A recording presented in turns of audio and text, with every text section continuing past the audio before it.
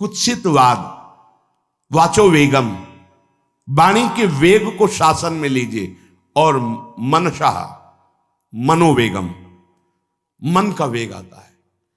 ये देखूं, ये भोगूं, आदि आदि संकल्प विकल्प, इसके वेग को सह जाओ। कुछ नहीं बोलना, सहने का मतलब होता है कुछ नहीं बोलना। मन कह रहा मुझे ऐसा करना है, मुझे ऐसा करना है, मुझे ऐसा, कुछ नहीं बोलना। कुछ भी उसकी जलन जो हो रही है किसी से नहीं कहना, शांत गंभीर, खत्म। पर उपासक क्या करता है, जो कच्चा उपासक है, नहीं नहीं अब मेरे मन में आ रही, मेरे मन में जलन हो रही, मुझे ऐसा करना है, मुझे ऐसा नहीं। शांत, ना बोलना है जो मन में आ रहा है, ना उसकी जलन पर ध्यान देना है, अपने मंत्र नाम उपासना कर्तव्य में लगे रहो, शांत हो जाएगा। इसके शांत करने की युक्ति है, इसे मतलब मत रखो। जैसे एक पागल आदमी रोड में खड़े तुम्हारे ऊपर कंकड़ फेंके, थूके, गाली दे, तो अपने लोग क्षमा भाव से कि वो पागल है, ऐसे मन भी पागल है, इसके निर्णय पे ना हो। ये क्षण क्षण में बदल, इसको भजन से मतलब नहीं है, इसको क्षण क्षण में नवीन नवीन प्रपंच चाहिए। ये मनसा वेगम, मनोवेगम, इसका स्वरूप यही है, यही बंधन और मोक्ष का कारण है। ये क्षण क्षण में प्रपंच चाहता है। 5 ज्ञानेंद्रियों के द्वारा ये जाल रचा करता है जीव को फंसाने का। जहां हो, जैसी परिस्थिति में हो, बहुत अच्छी परिस्थिति भगवान ने दी, उसी परिस्थिति में भजन कर ले जाओ। परिस्थिति बदलने की जरूरत नहीं है, भजन करने की जरूरत है। भजन कर ले गए तो स्थिति बदल जाएगी, परिस्थिति नहीं। परिस्थितियां कहीं भी अनुकूल नहीं होती, स्थिति अनुकूल बनाई जाती। भजन के द्वारा स्थिति, जीवन में कभी कोई परिस्थिति ही ऐसी नहीं रही जिसमें भजन किया जा सके। जीवन में पूरे, अगर पूरे जीवन के तारतम्य को देखते हैं तो एक कष्ट की वेदी पर स्वाहा ही स्वाहा होता रहा है। जीवन की आहुति केवल कष्ट पर, और आज भी कष्ट ही कष्ट। फिर आप सोचोगे सुख किसे कहते हैं? ऐसे कांटों वाले पेड़ पर ऐसा सुगंधित फूल खिलता है कि जिससे परमात्मा मुग्ध हो जाता है। जीवात्मा नहीं, परमात्मा मुग्ध हो जाता है। वो ये मार्ग है। उस सुमन को लेकर वो अपने श्रृंगार में लगा लेते हैं। सुमन, सुंदर मन, ये कांटों पे खिलता है। जैसे गुलाब का फूल कांटों पे नहीं खिलता, हाँ ये कांटे हैं। हर द्वंद की पीड़ा को सहता हुआ जब उपासक आगे बढ़ता है तब सुमन खिलता है। उस सुमन को प्रियाजू अपने केश पास पे धारण करती है। उस सुमन को प्रियाजू अपने कर कमल में लेती है। अगर आप सहना नहीं सीखे, मांगे बनी रही हृदय की, ऐसा हो तो भजन हो सकता है, ऐसा हो तो भजन, तो लिख लो आप। मन बहुत चंचल है, इसको हर समय नवम नवम नवम, जहां जैसी परिस्थिति उसी में भजन करके निकल चलो। गृहस्थ में हो, विरक्त में हो, गांव में हो, शहर में हो, जहां जैसी परिस्थिति, परिस्थिति बदलने की कोशिश मत करो, स्थिति बदलने की कोशिश करो। जिनको लगता है परिस्थिति बदल जाएगी तो भजन होने लगेगा, नहीं। भजन होने लगेगा तो किसी भी परिस्थिति में भजन होने लगेगा। भजन नहीं तो किसी भी परिस्थिति में नहीं होगा, पक्का समझ लीजिए। इसलिए मनोवेगम, ये जो मन का वेग आ रहा है, इसको आप सहना सीखो और प्रियाजू पर भरोसा रखो। उनको जैसी परिस्थिति देनी होगी दे देंगी ना, भरोसा रखो। अगर मांग मुख से निकाल दी तो अधूरापन साबित हो जाएगा कि हमको ये खाना पीना, ये हमको पहनना, ये ऐसी परिस्थिति, ये ऐसी छोड़ दो। जोई जोई प्यारो करे सोई मोहि भावे।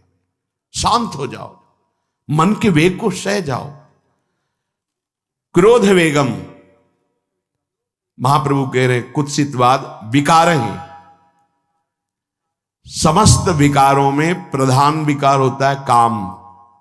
काम से ही क्रोध का प्रादुर्भाव होता है। क्रोध एक वृत्ति है जो आने जाने वाली, स्थायी कोई नहीं है। जिस समय आपके अंदर क्रोध आए इस समय मौन होकर हट जाइए वहां से, तुरंत जाकर थोड़ा ठंडा पानी पिए, प्रभु के चरणारविंद की तरफ अपनी वृत्ति को ले जाने की कोशिश कीजिए। उस व्यक्ति से चिंतन हटाइए जिससे क्रोध आ रहा है, उस व्यक्ति की उस क्रिया से चिंतन हटाइए जिससे क्रोध आ रहा है, हट जाइए। ये क्रोध का वेग अगर आता रहा तो भजन करने पर भी अनुभव नहीं हो पाएगा। एक बार अच्छे से क्रोध आ जाए, अंदर हृदय जल जाए, तो 1 महीने भजन के प्रभाव को रोक देता है पूज्य बाबा के उसमें। फिर आप अगर 12 बार साल में आ गया तो क्या अनुभव में आ गया। इसीलिए 20-20, 50-50 वर्ष हो रहे हैं, कुछ अनुभव में नहीं आ रहा। बहुत सावधान। क्रोध हमारा नाश करता है, किसी और का नहीं। हमारे भजन का, हमारे हृदय के आनंद का, हमारी वृत्ति का बड़ा हल्का स्वरूप हो जाता है क्रोधी पुरुष का। इसलिए क्रोध को सहना है, उसके वेग को सहना है। वाणी के वेग, मन के वेग और क्रोध के। अगर क्रोध के वेग को सह गए तो अगला है हिंसा का वेग। वो अपने आप सह जाओगे, क्योंकि क्रोध से ही हिंसा होती है। हिंसा का वेग, वाणी के द्वारा बहुत हिंसा होती है। ऐसे कठोर वचन बोल दिए जाते हैं जो हृदय को चुभते रहते हैं। बाहर का डंडा लगा है, पिटाई हुई तो 2-4 दिन में ठीक हो जाएगा, लेकिन हृदय में जब पिटाई की जाती है कठोर वचन के द्वारा, तो 10 साल बाद अगर दिखाई दे तो फिर ये वो बोला था, ऐसा बोला था, वो हृदय में घाव बना रहता है। वाणी का हिंसात्मक स्वरूप प्रायः क्रोधी जनों में ही पाया जाता है। अगर क्रोध वेग को सह गए तो वाणी के द्वारा हिंसा नहीं होगी, और मन के द्वारा मलिन हृदय में हिंसा का भाव होता है कि चलो हम वैष्णव में मारेंगे तो नहीं, पीटेंगे तो नहीं आपको, लेकिन भगवान तुम्हारा नाश करेंगे, भगवान बहुत जल्दी, ऐसा भाव मन में, ये भी हिंसा है शरीर के द्वारा। तो ना वाणी के द्वारा, ना मन के द्वारा, ना शरीर के द्वारा। क्यों? उसके हृदय में भगवान बैठे हैं, हमको उनको रिझाना है, हमें निर्दोष होकर भगवत प्राप्ति करनी है। ये हजारों दोषों की पंक्तियां यहां हैं। कोई कह दे हम निर्दोष हैं, हमें लगता है कि यही सबसे बड़ा दोष है। नहीं तो अंदर देखा जाए ना, तो क्रम क्रम से धीरे धीरे निर्दोष हुआ जा रहा है प्रभु की कृपा से। कोई जन्म से निर्दोष नहीं होता, वो तो अवतार होते हैं भगवान के। एक पद में था, शरण जिसको ले ली हृदय से लगा, और विषय पंख से धीरे धीरे, क्रमशः विषय पंख से धीरे धीरे उसको हटाया। हित जो महाराज जी के लिए आया, हमारे हृदय को धीरे धीरे निर्विषय किया जा रहा है। और सहत सहत बाढ़े भगत ग्रहतन गुरु हितगार, इन दोनों का मिलान कर धीरे धीरे सहाते सहाते हमें निर्विषय किया जा रहा है। आचार्य चरण, इष्ट देव, गुरुदेव कर रहे, हमको राजी रहना है। जैसी परिस्थिति है, जैसी भी हमें गुरुदेव रख रहे हैं, इष्ट देव रख रहे हैं, हमें राजी रहना है। इससे क्या होगा कि हमारे अंदर क्रोध नहीं आएगा, गुस्सा नहीं आएगा। नहीं, ये इतना बेईमान मन है कि इष्ट देव पे भी गुस्सा कर सकता है, ये आचार्य पे भी गुस्सा कर सकता है, ये परम कृपालु गुरुदेव पर भी गुस्सा कर सकता है। क्रोध वेग सह गए तो वाणी और मन और शरीर के द्वारा जो हिंसा का वेग है उससे बच जाएंगे। फिर कह रहे हैं उदर वेगम, उदर वेग भूख। आप लोगों को तो हमें लगता है कि इस वेग को सहना ही नहीं पड़ता। ये जो विरक्त गंगा किनारे घूमने वाले हैं, इनको ज्यादा इस वेग को सहना पड़ता था, क्योंकि प्रायः कभी ऐसे शाम के समय पहुंचना होता, जब आप गंगा किनारे नहीं रुक सकते तो आश्रम, अब वहां पूछ लिया तो पूछ लिया, नहीं पूछ लिया तो राधे श्याम पढ़े। अगर कोई मंदिर मिल गया तो हम आश्रम आदि कोई खोजना ही नहीं, गांव में तो जाना ही नहीं है, क्योंकि नवीन अवस्था में कभी गांव में भिक्षा भी नहीं मांगी, आकाश वृत्ति का ही आश्रय लिया जो शास्त्र सम्मत। गांव में कभी पूरे जीवन में किसी गांव में किसी एक रात्रि किसी घर में कभी शयन नहीं। गांव के किनारे मंदिर मिला या कोई आश्रम संत जनों का, वहां भूख के वेग को जो सह जाए तो भजन में बहुत रुचि हो जाती, क्योंकि भजन से चित्त हटेगा तो भूख व्याकुल करेगी, और उसकी व्याकुलता से बचना है तो भजन में लगना पड़ेगा। और आपको सच्ची कहते हैं कि कई कई दिन भोजन न मिलने पर भी शरीर में गंगा जल के कारण कभी कमी महसूस नहीं हुई। जो दूध में पावर है उससे अधिक सामग्री गंगा जल में है।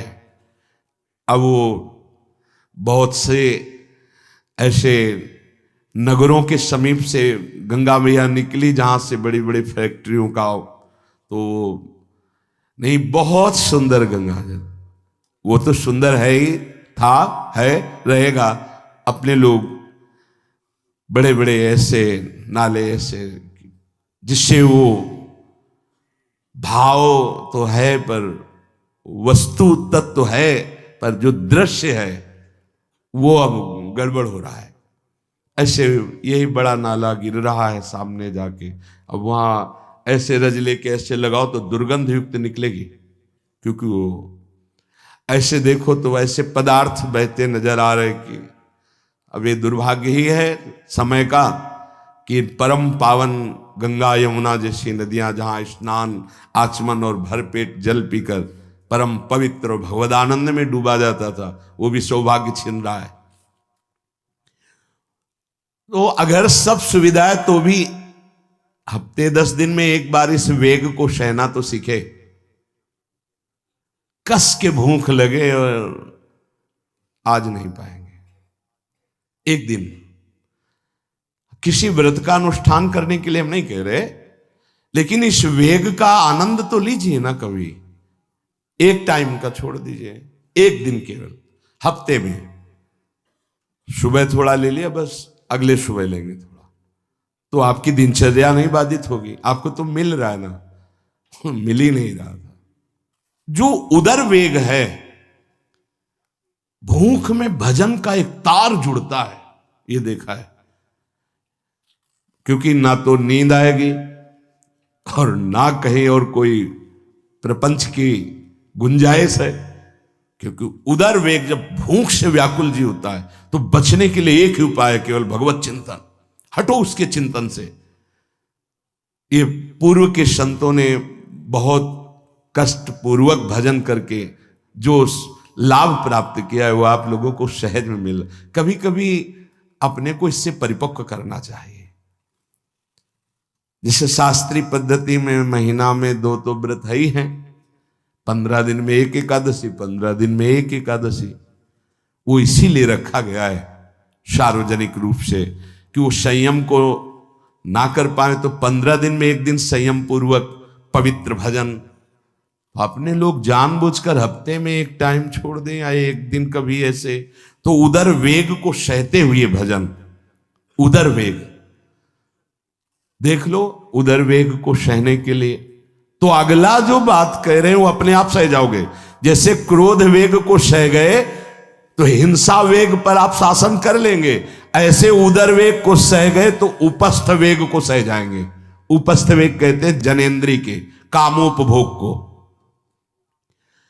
जब पेट में भरपेट भोजन ही नहीं है ना तो और कुछ चिंतन ही नहीं रहा। यौवन अवस्था जवानी ऐसे भगवान ने काटी है कि याद ही नहीं रहा कि संसार का कोई सुख होता है।